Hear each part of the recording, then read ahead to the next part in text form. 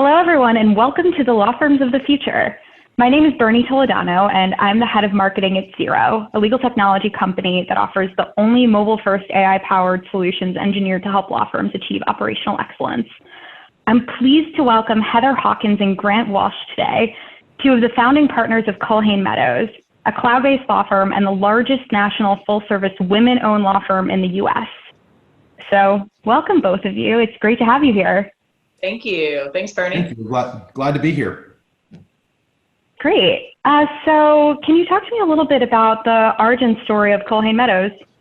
I would love to be able to say we came up with this genius idea of having a remote cloud-based firm, but we didn't. You know, give credit where credit is due, and actually Culhane Meadows founding partners were a member of a previous similarly modeled cloud-based distributed firm, and we just kind of wanted to take things in a little bit of a different direction.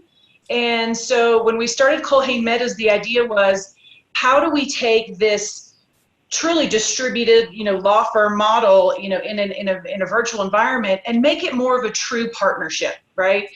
Because that's the part that we've missed of being at a traditional firm is feeling like you're a part of a partnership. And how do we do that in this setting?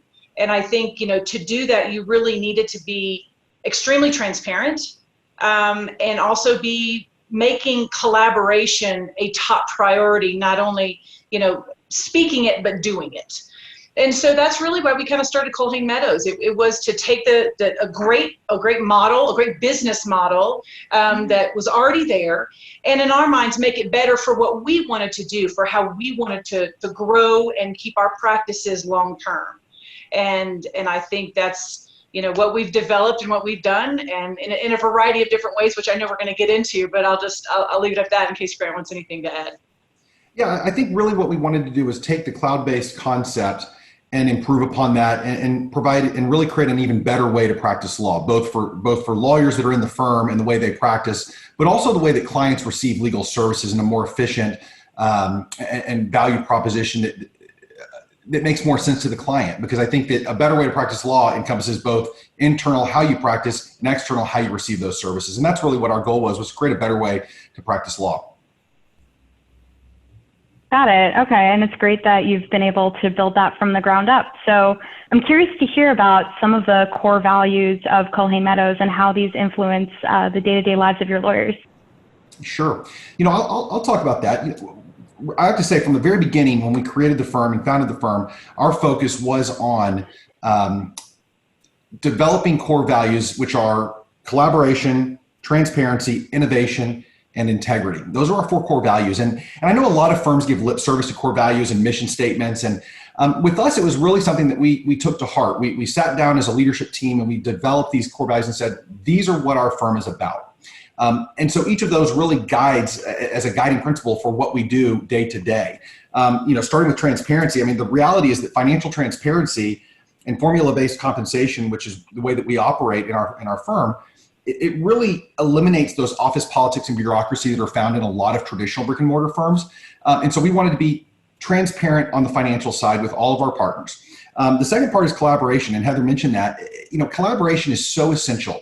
It's all about right sourcing for your clients. It's about making sure that your clients are getting the best service team that they can. And if that means pulling together people from different practice areas or different regions, we're able to do that. And with a cloud-based structure, we can pull people together very easily, very quickly, and assemble those client service teams to right source the client's needs instantly. And collaboration is just essential. We're not a firm of a bunch of silo attorneys who share a website. We're anything but that. We focus largely on bringing people together and working together in a collaborative environment. From an innovation standpoint, the reality is there's always ways to improve. And as a firm, one of the things that we always ask ourselves, and we challenge our partners, and as a leadership team, we also challenge ourselves to ask those questions. Can we do this better? Can we do this faster? Can we do this more efficiently? Because the answer is almost always yes. And then it's about implementing that, and how do you find those solutions to constantly be innovating. Even as a virtual firm who's way ahead of the curve technologically, we still have ways that we can continue to improve. And so we're always looking. In fact, we just did a very large technology migration into whole new platforms that really make it even better and more secure, and continue to keep up with that need that our clients expect from a data security standpoint, but also to create that technology that continues to encourage that collaboration and brings our partners together. And then finally, the integrity aspect of it, being the fourth core value, is really about truth and honesty in our billing practices. And that doesn't mean that other law firms are dishonest, but I think that there is an inherent conflict of interest when you look at a traditional law firm and putting these billable quotas of 2,000 or 2,200 hours a year, pushing that down to all of their attorneys and associates and partners. And what that does is creates an inherent conflict of interest between the firm's financial demands and what the client's actual needs might be on the other hand. And so our principle and our approach from an integrity standpoint is to make sure that we eliminate the billable quotas. We allow our partners to manage their practices in a way that makes sense for them and for their clients. And so there's not this pressure from the firm from a billing standpoint. And so that's where the integrity aspect comes in. So transparency, collaboration, innovation, and integrity are core values, and we try to live by those every day and make all of our decisions through that prism. Okay, that's great. So I'm curious to go back to one point that you raised, which is that you don't want Culhane Meadows to basically be a group of solo practitioners under a single name. So what are the steps that you take as a cloud-based firm to make sure that there's a sense of a unified culture? Yeah, Heather, why don't you talk about that? Sure. So I think honestly, it starts and Grant, as the National Recruiting Coordinator, can tell you, it starts at the recruiting level, right? I mean, I think one of the things we do, because we kind of already built up this culture at the firm, is that when we are looking for people to join Culhane Meadows, one of the things we ask is, are you willing to work for other people? Are you willing to have other people work on your projects? Are you looking for something that you can, sink your teeth into with others, big projects or things like that? Or really, are you just kind of looking to, have your own practice, keep your head down and do your own thing? And, people are pretty surprisingly honest in our interviews and will tell us, hey, I'm really just looking to kind of hang a shingle out under this nice platform that you guys have built. And we don't hire those people. So I think the first thing is, at the hiring level, if they're not somebody that's going to fit in with our culture, they don't come on board. Similarly, if, we always send an email out to our partners saying, do you know this person? So there's not a person that joins our firm unless we have sent out the name to the firm to say, is there anything you know about this person that would make them a great candidate or maybe not a great candidate? And so despite the fact, I can remember a few years ago, we had a candidate come in with an extremely large book of business. And one of the partners said, I used to work with that person. I would never have them be one of my partners. And I don't think anybody would like working with that person. And despite the large book of business they could have brought in the door, we said no. So I think that's the biggest, to me, the biggest part is from the outset, making sure you bring in the right people. Now, having said that, the leadership team making a collaborative culture a priority is everything. And if we don't lead by example and do these things and give them tools and different avenues to collaborate, then it's going to fail as well. And so we do take those types of steps to make sure we are getting that type of, collaborative culture. I also think, quite frankly, that the model in terms of the financial model and the fact that there is a very objective compensation scheme helps with the culture in some ways, because if, as you leave big law, or traditional firms where you've always kind of had to hold really close your clients and we're afraid somebody might take them, or were, as a young associate, might be frustrated that you brought in a line of business that a senior partner never could have brought in the door, and yet they're getting client credit. That doesn't happen here. That kind of friction is gone. So again, I think with that friction gone and with very objective origination rules and very objective compensation rules, you have an incentive to do more work for other people and have other people do your work.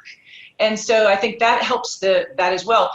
But in addition to all of those things, there's little things that we try to do. And I think sometimes people undervalue the small things that you can do to really help your culture. For example, probably 2 months after we started the firm, we initiated a policy on Fridays that you could violate the reply all attorneys rule, right? I mean, typically law firms say, do not reply all and do not send the all attorney emails. But on Fridays, we do away with that rule if someone has a high five Friday. And so it's just accolades. So if someone wants to say, hey, Sharon just closed this really big real estate deal. She had all this work involved. This is what happened. Here are the statistics on the deal. And it just closed on Thursday. High five Sharon. And then everybody can chime in and says high five or asks questions about the deal. So it it serves two purposes. One, it lets people know what others are doing in the firm. So a big part of making sure you are part of a culture when you're all distributed is to make sure other people know what's going on in the firm. Somebody in our DC office that's not in real estate may not have known that Sharon was down in Atlanta doing a really interesting real estate deal. That gives them that information, and then somebody may ask a question to Sharon of, hey, well, how did this come to fruition? And she chimes in, and again, more information is out there. So things like that may seem small actually can make a big difference. And when we're not in a COVID environment, we do have monthly in-person meetings at each of our offices. And a lot of times people will fly in from other offices and visit each other. We have social events, whether it's a lunch or a happy hour and things like that. And like every firm, we have our traditional annual retreat. And what's unique about Culhane Meadows is everyone is so excited to go to the retreat because they're getting to see everybody, not only from their offices, but also from the other offices that we have. And because it's such a positive thing and people look forward to it, our attendance is unprecedented. I mean, last year we had 100% attendance, and people really look forward to going to those. And we build in a lot of fun as well as work, and variety of activities, especially if we go to a city that people haven't been to before. We'll do tours of the city. But again, all of this about fostering these relationships is one of the number one things that we really try to emphasize is get to know your partners, come in the door, and the more you get to know people, the more you're going to see that cross-marketing occurring. And so the people that dive in and do that do very well in this model, and unfortunately the people that don't have a harder time. And those are the people that we end up seeing that leave the model, because either they can't make it work because it's eat what you kill, or they realize that the culture is just maybe not for them because they don't necessarily want to be collaborative or contribute. They're like, I'd just rather be on my own. I don't want to be a part of something else, and that's fine. So. Yeah. No, and I think it's equally important to keep the wrong people out as it is to bring the right people in. So it's great that you have that really built into the recruitment and retention process, because you provide everyone with the tools to succeed, but you also need the people who are able to succeed with those tools. So it definitely seems like you've learned a lot since kind of founding the firm and going through this process. Yes, so and it's a work in progress. I'm sure. Yeah, no one's perfect. But kind of going back to the point you were talking about your Friday emails, but what other technologies and channels do you leverage to basically instill this culture and foster collaboration? Sure. One of the most important tools I think anybody will tell you in terms of trying to keep cohesiveness in a remote environment is going to be what we're on right now, right? Is being able to have a video chatting capability, not only just the video chatting capability, but sharing screens, being able to work on documents together. And I would even say going a step further is, having the type of technology which we have at Culhane Meadows, where we actually can all we use Microsoft Teams. And so we can actually, I had a deal a couple months ago, and we were all sitting on a call brainstorming because the client wanted us to come up with a list of big issues, right? And I pulled up a Word document, I opened it in Teams, and I had everybody else open at the same time, and we're all in the same document, and we're typing in and adding issues as we talk about it. And those were three different people all working on the same document at the same time, live, and edits are going on, and it was fantastic. And I think those types of tools you have to give your partners to be able to put together those types of teams the one partner was in Chicago office, one was in our DC office, and the other one was in our Atlanta office. And so, you have to be able, when you're getting to Grant's point earlier, when you're right sourcing and you're bringing in the right team members, they're probably not in your office anyway. So, had I been in a brick and mortar office in Atlanta, and I wouldn't be able to walk down the hall, regardless of whether or not I had the people with it. The expertise is not there. So I think that's a huge tool to have. I also think that ensuring that you've got a reliable cloud-based document management system, because again, if you're trying to get people to work on documents together and deals together and you're collaborating on things, everything needs to be available to people at any time from anywhere. And I think that is the next point, is ensuring full mobility. So people say, oh, well, I can work from home. And that means all they're doing probably is VPNing into a server that sits in their offices in a brick and mortar facility. That's not full mobility. Full mobility is my systems are device agnostic, right? So if I'm a device agnostic firm, and we are, I can get on any tablet, any phone, any computer, because we use multi-factor authentication. It doesn't matter. I can go on that laptop in the hotel when I'm on vacation. If someone needs me to look at a document and it takes me 20 minutes to do that, I can do that. I have my phone, I can authenticate myself, I get on, I get off, and my work is done. So I think that's a big part of it too, because it's not always going to be us sitting in our home offices. Once everything, it is kind of back to status quo, we're going to be on airplanes, we're going to be traveling to clients. In our model, a lot of people travel to their clients' offices and sometimes work in those client offices. So again, it's not really a work from home, it's are you truly mobile? Are you a mobile workforce? And that's what we've always worked towards, and as we've grown and as we've seen the technology that's out there, we've made changes to make sure we can do that. Having remote IT support, people don't think about that. As you're leaving a brick and mortar, you need somebody who can remote into your computer. You can't just buzz and hit a button and have them come to your office anymore, right? So I think that's part of it. And then mobile device management. If you're looking to take your business into a remote working environment, I think mobile device management is key. Again, you have all the tools for people to collaborate on that mobile device, but it's also in a secure environment. So I think that's another very important one. And then for the collaboration, I think you have fun stuff. We have a virtual water cooler, and whatever technology you use to accomplish that I think is fine. But having that type of social area. And we use Microsoft Yammer, which is kind of like Facebook for companies. It's a Microsoft tool. So we use that, and other people use different things. So there's no magic answer to find it. It's just offering that and having people to have a portal where they can go and socialize and talk about birthdays and graduations and all that kind of stuff. So. Yeah, one thing I think, Heather talked a little bit about the use of technology and unifying people and bringing that culture together. Some other great examples that are really just recent in light of sort of the current COVID situation, because we recognize, again, as she mentioned, we usually get together monthly with all of our partners in each market. But with COVID, of course, we're not able to do that. So even as a cloud-based firm, we still have that face-to-face on a regular basis. But in light of COVID, we've done a couple of different things to sort of adapt in different ways. And one of the things that I think is really, really neat at our firm, we have a wellness committee it was an organically grown organization within the firm. It's got about 15 members on the committee.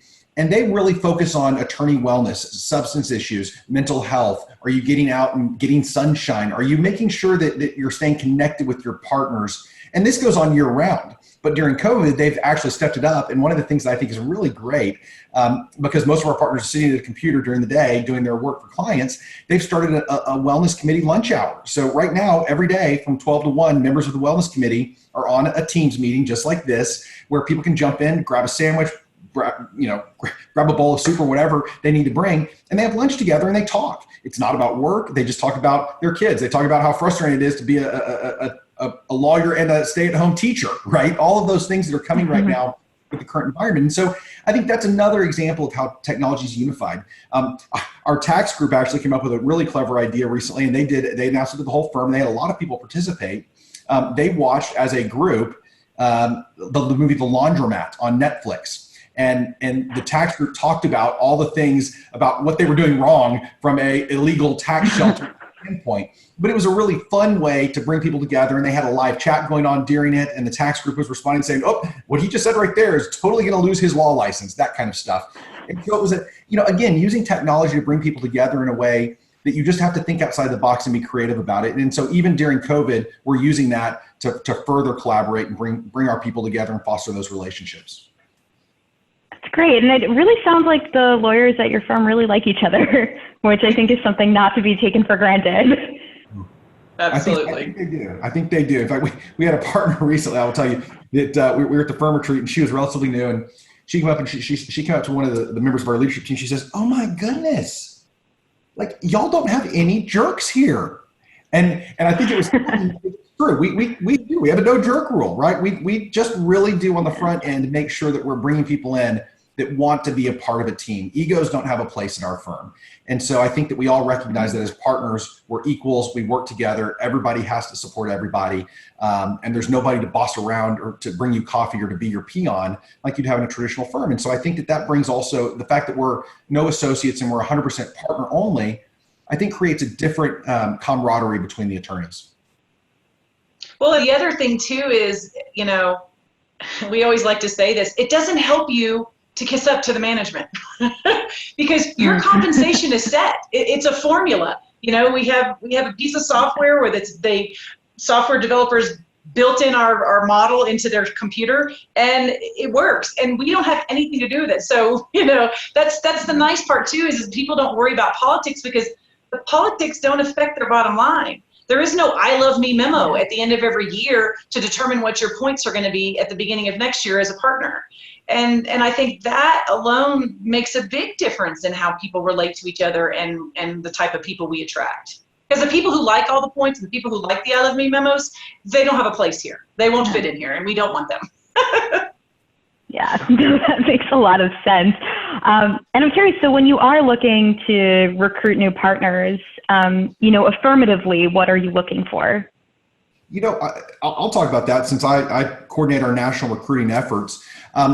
Again, this is one of those things that we can't take full credit for. There was a great book called The Ideal Team Player that as a leadership team we looked at and we read as a group and really thought about, okay, the book was not focused on law firms. The book was focused on companies in general and how do you identify during the hiring process people that are truly ideal team players. And we look at that and we thought, okay, how do we take these lessons and translate it into a law firm environment? Preview, the 3 points that the book really focuses on are 3 things. They said that the ideal team player is someone that is hungry, someone that is humble, and someone that is smart.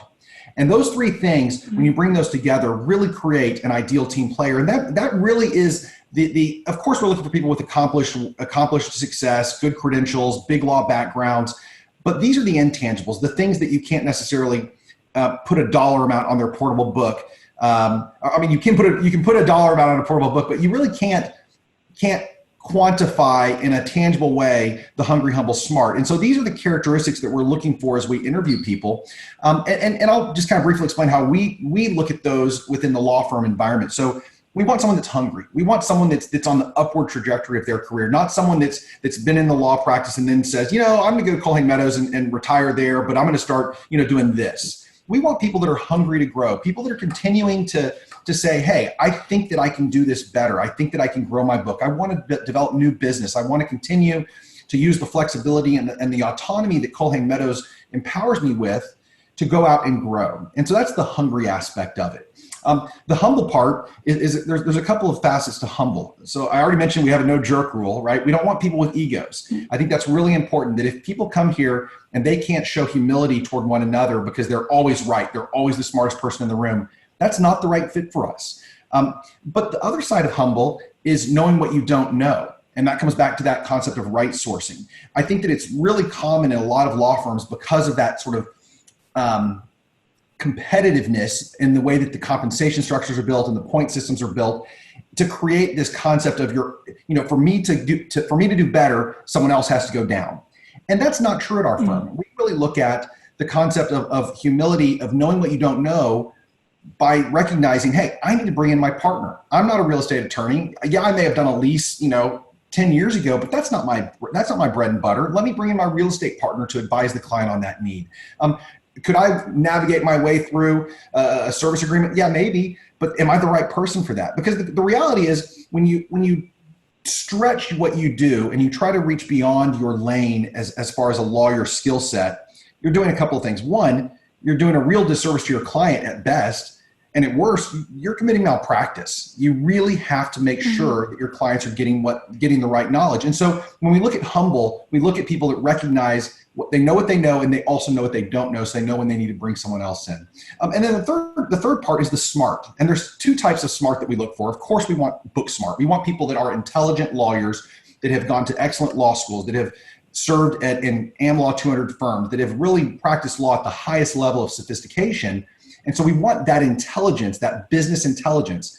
But equally important is the emotional IQ, the human element, being able to recognize how to relate to people. And that comes back to, again, the culture discussion we've already had about making sure that people come together and want to be a part of a team, and that they're not there just to go out and practice on their own and share our website. We want people that have an emotional IQ, that can relate to their partners, relate to their clients on a human level as well. So that hungry, humble, smart are the sort of characteristics that we look for. And of course, in addition to all of the tangible things that we can evaluate, those are the characteristics we look for. And we feel like if we find a candidate that falls into each of those categories in some way, it really is someone that would be a good fit at our firm. Got it. Okay. So it sounds like some pretty well-defined criteria, but with some room also for flexibility. But another kind of personnel aspect that I wanted to ask about was the fact that Culhane Meadows is the largest women-owned firm in the U.S. And Heather, I'm curious to hear more about how you think that this distinguishes you from your peers, especially other virtual firms. Absolutely. Well, I think, having been in big law and having seen people go on mommy track, or having seen so many women leave the practice of law, I think I listened to a webinar last week, and I think the statistic was by the time women attorneys hit their 20 to 25th year, there's only 40% left of the original that started out. That's a shocking statistic, and it's not a good one. And so I think the fact that, number one, being a women-owned firm makes a big difference in how we do what we do. We're 65, our leadership team is 65% women. That's unprecedented in any firm. I challenge you to find many firms where it's 65% of the leadership team is women. And having that, set aside the statistics, set aside the fact that it helps you check a box on certain things, that's wonderful. But different perspectives mean you're going to get different types of innovation and improvements that you won't get if everybody thinks the exact same way, right? And that goes to all kinds of diversity. That's why we look for diverse candidates, because we do want differences in thought. We want to see people come up with different ideas. We're always asking, how do we do this better, to Grant's point earlier. And I think you get that from diversity of thought. And diversity of thought comes not only from differences in gender, but in all kinds of aspects, right? And so being a women-owned firm puts us in a position where we can really say to others, step up, let's make a difference, let's do something, let's actually break the cycle that we've been in. Now, I'll tell you, because it's a completely, objective compensation formula, which we've talked about before, it puts everybody at a level playing field. So I can really say to a former colleague of mine, that ceiling that you're hitting and you're experiencing, and the fact that the partner who you've been working with for years is making 15% more than you because you took a year off to take care of your children, that won't happen here. You can come here and make as much or as little as you want to make, depending on how hungry you are. And it has nothing to do with how you look. It has nothing to do with your sexual preference. None of those things come into play. And that is so refreshing to be able to say to people is, yeah, a lot of people have a lot of, marketing spiel, let me say it that way, Grant will appreciate that, about, we have a diversity team and we have all these initiatives that we do for diversity and to lift women up. But at the end of the day, is there something that you're doing that actually can change the numbers? And the answer is yes. The answer is be completely objective. Take the subjectivity out of the picture. And when you do that, you can make change. Our top 10 fee earners every year, they change constantly. And usually half of them are women. And interestingly, Grant just told me this the other day, in 2019, on average, our female attorneys made 4% more than our male attorneys. Again, I challenge you to find any law firm in the country that can say that. And again, that's this year. Next year could be different because a couple of guys had, big deals that some of our female attorneys didn't have. It's a moving target. But the fact that I could even say that to you, that's a game changer. That is an absolute game changer, and I think makes such a big difference. The fact that you could come to Culhane Meadows, and let's say you came out of big law and you breathed for a few months. You're like, I'm just going to take some time. I'm going to do a little bit of projects. Come January 1, you say, I'm going to hit it hard. You could be the highest fee earner in the firm. after just having joined the firm, after taking 4 months off because you needed some downtime and your billables were fairly low, and then the next year you can knock it out of the park. And because of that, that again, from a woman-owned perspective, is to try to get some of these candidates that we're losing when they get into the later stages of their career, especially when they start wanting to have families, or quite frankly, even, single dads that, face that environment where they're like, I can't work in a traditional firm anymore. I'm gonna have to find something else because I need time to go do things with my kids. And I think that flexibility too, it speaks to everyone, quite frankly. Anybody who wants that work-life balance, in this model shows that. And I think, again, having a different perspective of the women-owned, leadership team is a great selling point for that. Yeah. No, and it sounds like in a lot of ways you guys are able to kind of leverage diversity as a competitive advantage by being able to recruit people who feel marginalized within the framework of traditional law. Absolutely. Yeah, absolutely. Definitely. And of course, it certainly has its, marketing advantages in terms of, business, because there's a lot of our clients who put a lot of value on the diversity, and which we think is fantastic. And truly, we're a member of an organization called NAMWolf, and we're women-owned business enterprise. We weren't even going to do that. We had no intention of doing that. We just, as part of our business, happened to be women-owned, and we had clients come to us and say, "Why are you not in these organizations? That these." Or number one, these organizations can make a difference. And number two, by the way, we can send you more work. You know what I mean? If you are a member of this, we have a budget that we have for these types of organizations, and we can give you even more work than we're already giving you. And when a Fortune 100 client says that to you, you look into it. And so we did. So we didn't start the firm, back to the first question you asked, did we start the firm with the idea that we were going to be a women-owned firm? No. We just wanted to do it a better way. It happened to be that we were 2 of the 4 founding partners were women. So, yeah. I was just going to chime in. You were talking a little bit about the competitive advantage, and I do think there's absolutely a competitive advantage. And kind of going back to a couple of things that Heather talked about, one of the things that we are also observing, and I think this is true when you look at legal media reports, there are more and more clients, especially in the Fortune 500 realm, that are bringing in women at the top echelons of the legal departments.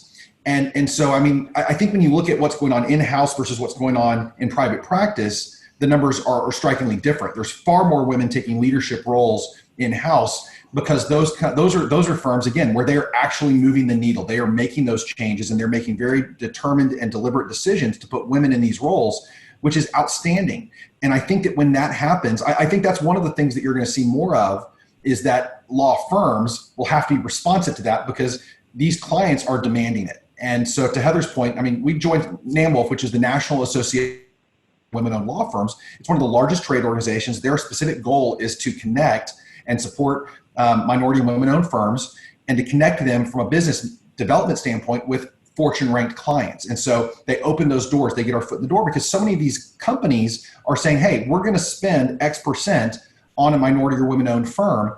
And very few law firms, quite frankly, and no law firms that are anywhere close to our size can check that box for those clients. And so I do think that is a very, very important aspect of it, because, and we don't ever lead with that, right? We don't say hire us because we're a women-owned firm. We say hire us, number one, we're excellent lawyers. Look at our credentials, look at our background, look at where our partners were trained. So we're great lawyers, number one. Number two, hire us because we deliver a value proposition that you're not going to find anywhere else. We're a low overhead firm. We keep our rates low. You're getting the equivalent of about a 20 to 25 year lawyer on average at the price of about a 3rd or 4th year associate at a traditional firm. Who would you rather have for that same price? Someone with that depth of experience, or someone that is still, quite frankly, learning how to practice law and has a lot of layers of redundancy that you find in traditional firms? And then the third point is, oh, by the way, you get to check the diversity box if you hire us. And so that's never our lead point, but I think it's a very important one that distinguishes us within the marketplace of other law firms, because very few law firms can bring that value and that quality, as well as that diversity, that Culhane Meadows can deliver to our clients. Got it. So I think you've described somewhat of a utopia for the right kind of lawyer. So what advice would you give to a third or fourth year associate who wants to work at a firm like Culhane Meadows, but doesn't have the book or the level of experience yet to really kind of make it? Well, Bernie, I'm going to answer your question, but I also want to turn the question around. So the quick answer is, I'll give three things that I can think off the top of my head, and then I'm going to turn the question around a little bit. So I think some of the things that, as a young attorney, at a traditional firm, first and foremost, make strong client relationships. If you are doing work with clients, building those relationships is the most important thing, because clients no longer hire law firms, they hire attorneys. And for an associate to understand that is hugely important, and maybe it's not taught. So, making those relationships, despite the fact that you have this billable hour requirement, work extra so that you have time to do some of the more social things, to get to know them, to find out about their business, to find about their relationships, all those kinds of things. I think that's so important, and quite frankly, maybe not taught. I think another thing that's not taught that really need to have as far as your practice, if you especially want to come into a model like this, is go take seminars on how to market and how to do business development. Most people come out of, especially big law, they don't have a clue. They've never been taught anything. They've never been taught what networking is for. You're told to go to these happy hours. You're told to go to these networking events. No one tells you what to do. No one explains, how to keep in touch with people or market yourself or any of those things. So I think that's another thing. And the third thing I could think off the top of my head is get a mentor. I mean, there's so much to be learned from some phenomenal attorneys at traditional law firms. Get as much experience as you can get from them. And if you don't have a mentor, ask for one. And I think a lot of younger attorneys are afraid to ask for that. And if they don't have a mentoring program, create one, and see if you can start one at your firm and be a part of that, because it makes such a difference. And it doesn't have to be a big time investment for either the mentor or the mentee. But I think those things are very beneficial to kind of start getting now, so that hopefully when you're up to the age where we can bring you on board and you're at that level, we can have you. But having said that, I think it's interesting to kind of turn that question on its head and say, what can firms do to retain, the younger associates, the millennials that are coming out? Because as everyone has probably heard, there's a lot of job dissatisfaction. There's a lot of job hopping, and when you see candidates, traditionally you see, oh, this job hopping, they're not a good candidate. Should we be concerned, right? And a lot of times it's just they haven't found the right place. And so I think, what can firms do to keep those millennials, if you will, happy and keep them engaged and hopefully keep them longer than a year or two, if that's possible. And so I think having flexibility over your work schedule is king. And I think that's one of the number one things we're saying. Never before have we seen a generation value work-life balance. They want that work-life balance. And I think finding ways to do that, however that is, however your firm decides to do it, is hugely important. I think that making sure they have the technology to do what they want, where they want, when they want, is hugely important. Again, we talked about this earlier, having true mobility in your technology, not just, I can work from home if I'm plugged into the right computer that has this product loaded onto it. No, I mean, it was interesting. I had an interview. This was probably 3 or 4 months ago. I had an interview with a millennial, and we were doing a Teams chat, and the interview was going really well, so I didn't want to end it, but I had to get in the car to go to a meeting, and I said, hey, do you mind if I continue this in the car? And he said, what?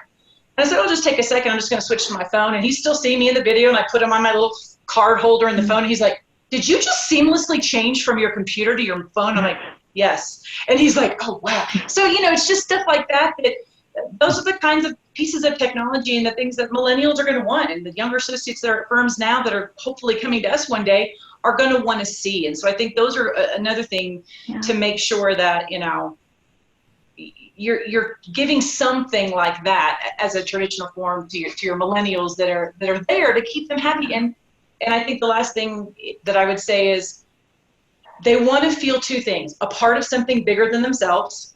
Right? Am I part of something bigger? Does my contribution matter?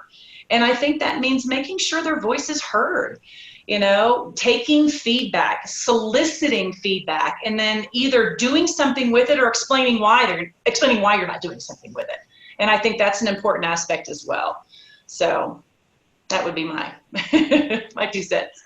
No, and I like the way you flipped that, especially because we actually have a blog series called The Lives of Lawyers, which features contributions from millennial lawyers. And one of them in particular had a horror story that as a litigator, she obviously couldn't bill for the time that she spent on the subway, but she would have to go back and forth to the office to basically file her documents. They didn't have a document management system, and she would have to have an assistant actually manually scan her documents.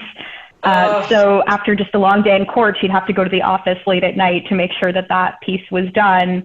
And it's the kind of thing with the right mobile applications, or even with an app like ZERØ, honestly, you can fix pretty easily, and it takes a second, and you can literally do it from anywhere. So, and, and Bernie, I think to your point, and to this writer's point that contributed this article to you guys, is I think so many traditional firms are scared that remote access cloud-based technology means they don't know how secure their data is.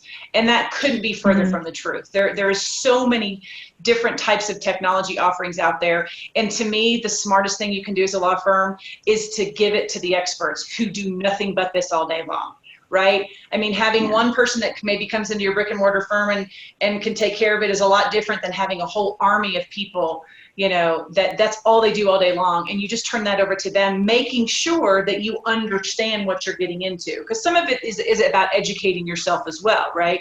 And having all the different offerings. If you can have a mobile device management piece of software, but if you don't enforce encryption on all of your devices, does that help you? No. If you don't have data loss prevention enforced on your devices, does it help you? No. If you're not activating your intrusion detection software capabilities, just because you have it doesn't mean it's being used. So I think that getting people over that hump of being afraid and just maybe not knowing, I think hopefully what we're all experiencing now, people will start to realize, okay, first of all, we can do this.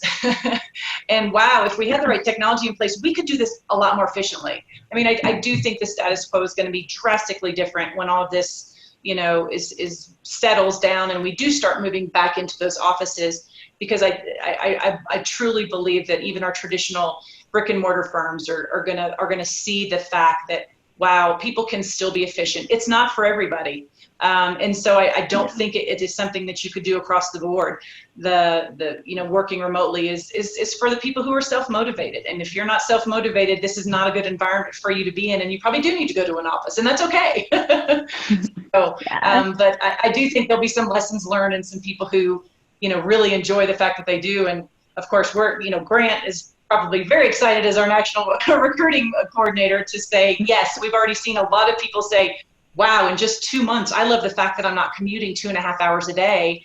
And can I talk about your firm? Tell me more about what you do.